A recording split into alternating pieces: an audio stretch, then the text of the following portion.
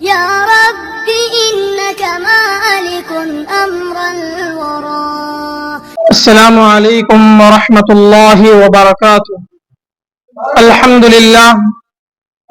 للہ نحمده ونستعینه ونستغفره ونؤمن به ونتوکل علیہ ونعوذ باللہ من شرور انفسنا ومن سیئات اعمالنا. من يهده الله فلا مضل له ومن يضلله فلا هادي له. واشهد ان لا اله الا الله وحده لا شريك له واشهد ان محمدا عبده ورسوله. اما بعد فاعوذ بالله من الشيطان الرجيم. بسم الله الرحمن الرحيم. ولا تقربوا الزنا انه كان فاحشا وساء سبيلا. صدق اللہ العظیم. محترم سامعین کرام، تمام تعریفیں اس اللہ کے لیے ہیں جس نے زمین و آسمان کو پیدا کیا، اور درود و سلام نازل ہو میرے اور آپ کے آقا محمد رسول اللہ صلی اللہ علیہ وسلم پر، جنہوں نے جہالت کے اندھیروں میں ڈوبی ہوئی دنیا کو ایمان کا نور عطا کیا. سامعین، اللہ تبارک و تعالی نے انسان کو اشرف المخلوقات بنایا، اسے عقل دی، دل دیا، اور سب سے بڑھ کر ایمان کی دولت عطا فرمائی. اور یہی ایمان ہماری زندگی کا چراغ ہے، یہی ایمان ہمارے دلوں کا سکون ہے، یہی ایمان وہ امانت ہے جس کے بارے میں ہم سب سے سوال کیا جائے گا. اور یہ دنیا ہمارے لیے امتحان کی جگہ ہے. اللہ ہمیں کبھی دولت دے کر امتحان لیتا ہے، کبھی عزت و شہرت سے امتحان لیتا ہے، کبھی خواہشات و جذبات سے امتحان لیتا ہے. خاص طور پر نوجوانی کا زمانہ ایک ایسا مرحلہ ہے جہاں خواہشات سمندر کی لہروں کی طرح ابھرتے ہیں، اور شیطان سب سے زیادہ انتظار میں بیٹھا ہوا ہوتا ہے. اللہ کے رسول صلی اللہ علیہ وسلم نے فرمایا، اغتنم خمسا قبل خمس. 5 چیزوں کو 5 چیزوں سے پہلے غنیمت سمجھو. شبابک قبل حرمک، اپنی جوانی کو بڑھاپے سے پہلے غنیمت سمجھو. وصحتک قبل سقمک، اپنی صحت کو بیماری سے پہلے غنیمت سمجھو. وغناؤک قبل فقرک، اپنی دولت کو فقر و محتاجی سے پہلے غنیمت سمجھو. وفراغک قبل شغلک، اپنے فارغ وقت کو مشغولی سے پہلے غنیمت سمجھو. اور آخر میں اللہ کے رسول صلی اللہ علیہ وسلم نے فرمایا، وحیاتک قبل موتک، اور اپنی زندگی کو بھی موت سے پہلے غنیمت سمجھو. لیکن افسوس اس بات کا کہ آج ہم انہی قیمتی نعمتوں کو ضائع کر رہے ہیں. ہماری جوانی کھیل میں گزر رہی ہے، ہماری صحت گناہوں میں کھپ رہی ہے، ہماری دولت فضول خرچی اور فحاشی میں برباد ہو رہی ہے، ہمارا فارغ وقت موبائل چلانے میں گزر رہا ہے، اور ہماری زندگی کا ہر لمحہ ایمان و عبادت کے بجائے خواہشات کے پیچھے دوڑ رہا ہے. خاص طور پر آج کے نوجوان لڑکے اور لڑکیوں کے دل ایمان کے نور سے خالی ہوتے جا رہے ہیں. وہ محبت کے ایسے فتنے میں مبتلا ہے جس نے ان کی آنکھوں سے غیرت کا پردہ ہٹا دیا ہے. جبکہ قرآن نے ہمیں 1400 سال پہلے ہی خبردار کیا تھا، وَلَا تَتَّبِعِ الْهَوَىٰ فَيُضِلَّكَ عَنْ سَبِيلِ اللَّهِ. اے لوگوں، خواہشات کی پیروی مت کرو ورنہ یہ تمہیں اللہ کے راستے سے گمراہ کر دے گی.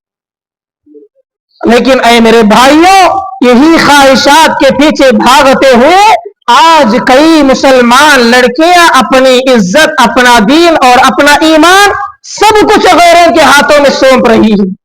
کوئی ہندو کے ساتھ بھاگ رہی ہے تو کوئی غیر مسلم کے ساتھ زندگی گزار رہی ہے، اور کوئی ایمان کی قیمتی دولت کو کچھ لمحوں کی لذت پر قربان کر رہی. میں ہر نوجوان لڑکے اور لڑکیوں سے پوچھنا چاہتا ہوں، کیا یہی ہماری جوانی تھی؟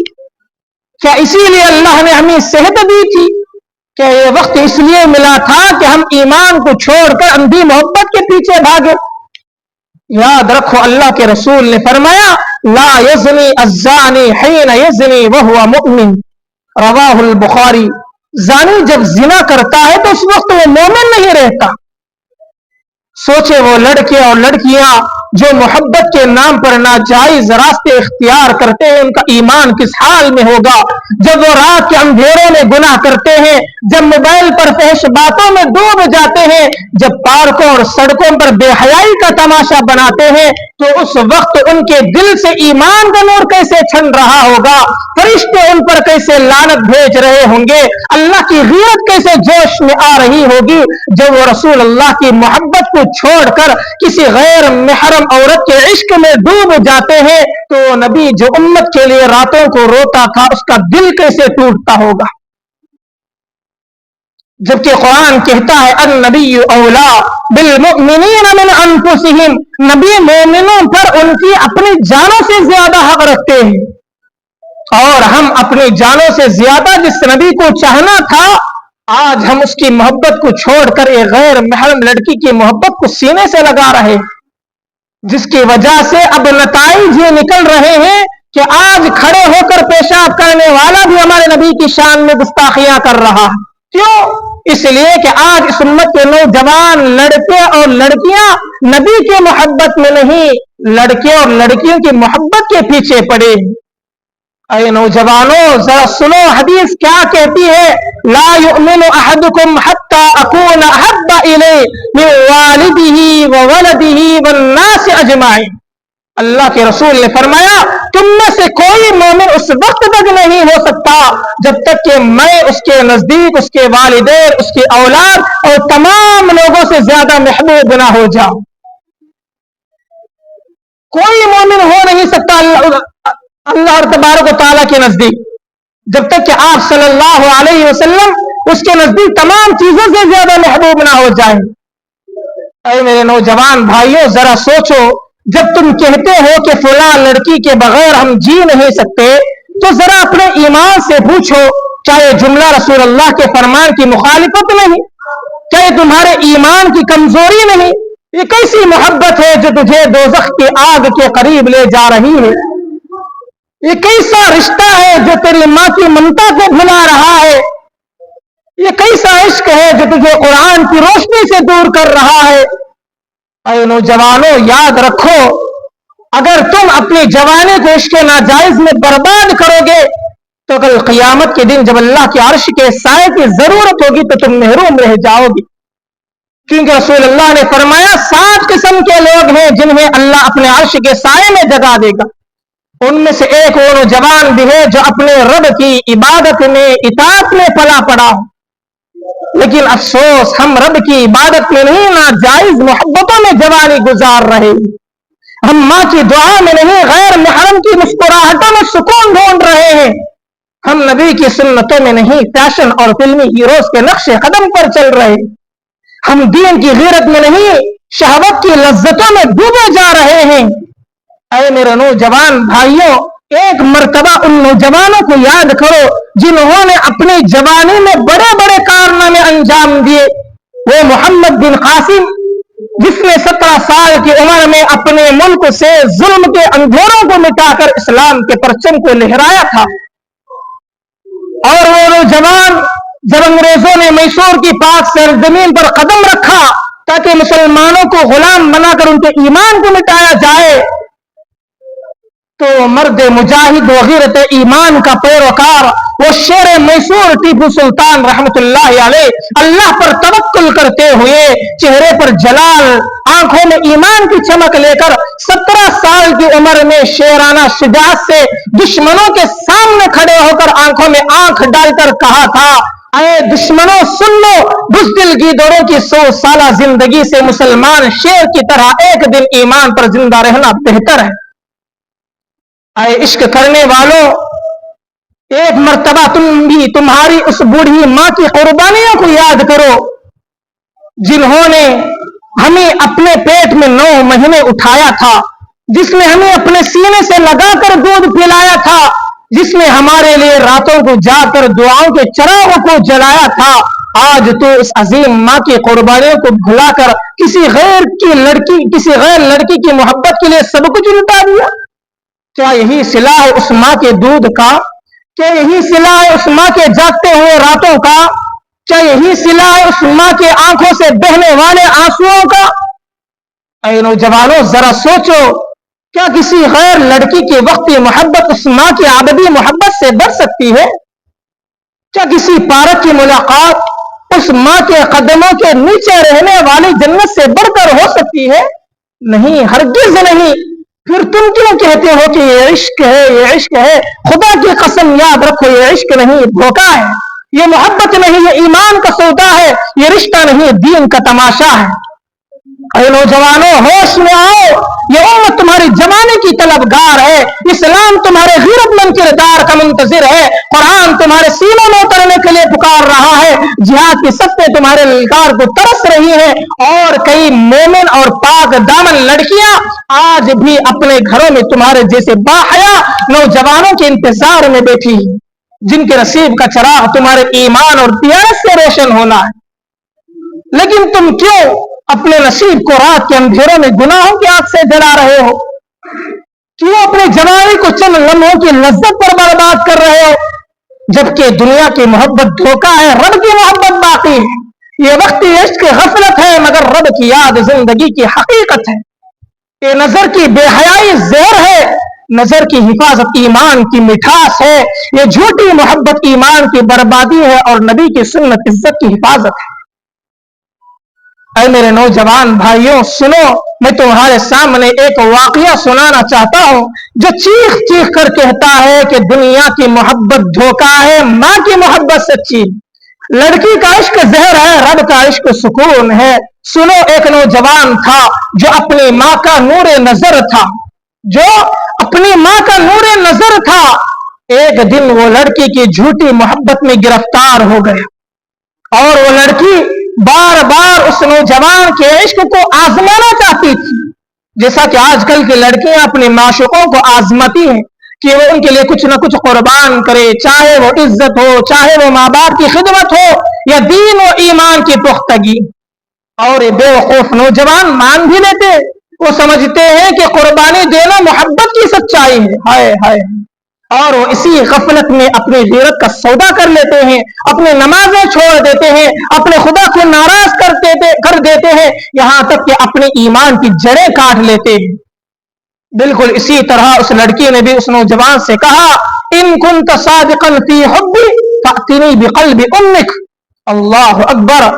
اے نوجوان، اگر تو میرے عشق میں سچا ہے تو جا اپنی ماں کا کلیجہ لے آ۔ اللہ اکبر! کاش وہ نوجوان کہتا، معاذ اللہ، امی جنتی امی حیاتی، اللہ کی پناہ، میری ماں میری جنت ہے، میری ماں میری زندگی ہے۔ لیکن وہ اندھے عشق میں پاگل تھا، جھوٹی محبت میں گمراہ تھا، ماں کے مقام کو پہچان نہ سکا، ماں کی عظمت کو جان نہ سکا۔ جب وہ نوجوان گھر آیا تو ماں گھر کے کاموں میں مشغول تھی۔ ماں سمجھتی تھی کہ میرا بیٹا تھک کر گھر آئے گا، اس کے لیے میں چند روٹیاں کھلا دوں، لیکن اس ماں کو معلوم نہیں تھا یہ ظالم نوجوان ماں کو قتل کرنے کے لیے آ رہا۔ جب وہ نوجوان گھر آیا تو ماں گھر کے کاموں میں مشغول تھی، دیکھ کر خنجر لے کر آگے بڑھا اور اس بوڑھی ماں پر وار کر دیا۔ میرے بھائیوں، جس بیٹے کے لیے ماں ہزاروں قربانیاں بھی دینے کے لیے تیار ہو جاتی ہے، اسی بیٹے نے ایک اجنبی لڑکی کی جھوٹی محبت میں آ کر اپنے ہی ماں کے کلیجے پر وار کر دیا، اور ماں چیختی چلاتی کہہ رہی تھی، یا بنیا ماذا صنعت، اے میرے بیٹے تو نے کیا کر دیا، اے میرے بیٹے تو نے کیا کر دیا۔ لیکن بیٹے نے کچھ نہیں سنا، ماں کے سینے کو چیرا اور کلیجہ نکال کر دوڑنے لگا۔